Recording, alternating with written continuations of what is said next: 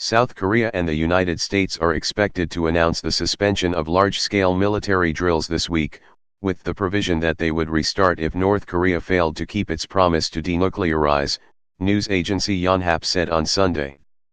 Citing an unnamed government source, the South Korean news agency said the suspension was likely to affect only major joint exercises, not more routine military training.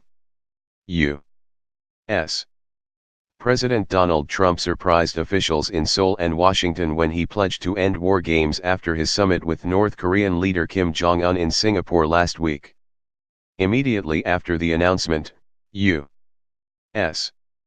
forces in Korea said they had received no guidance on stopping any drills, and South Korean officials said they were trying to figure out which exercises Trump was referring to. However, in a sign Seoul may be open to suspending drills, South Korean President Moon Jae-in said on Thursday his government would need to be flexible when it came to applying military pressure on North Korea if it was sincere about denuclearization. Moon said South Korea would carefully consider joint military drills with the United States, and he asked his officials to cooperate with the United States on the issue, his office said in a statement at the time. Yonhap also reported on Sunday that during military talks between the two Koreas on Thursday, South Korean officials asked their northern counterparts to relocate artillery 30 to 40 kilometers away from the heavily fortified military demarcation line that divides the two countries. The South's defense ministry denied it made such a request, Yonhap said. The talks, the first in more than a decade, held in the border village of Panmunjom in the Demilitarized Zone, DMZ, followed an inter-Korean summit in April at which leaders of the two Koreas agreed to defuse tensions and cease all hostile acts. North and South Korea failed to reach any concrete agreement during those talks, officials said.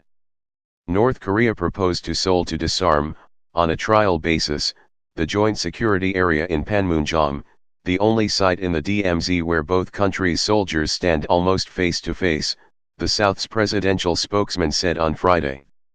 About 28,500 U.S.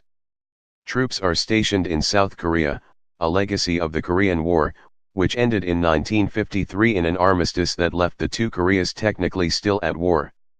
At a Senate hearing on Thursday, Trump's nominee to be ambassador to South Korea, retired Admiral Harry Harris, backed the idea of a pause in major military exercises.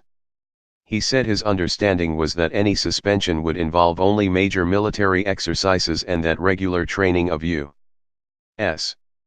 forces in South Korea would continue, although final decisions were up to the Department of Defense. The U.S.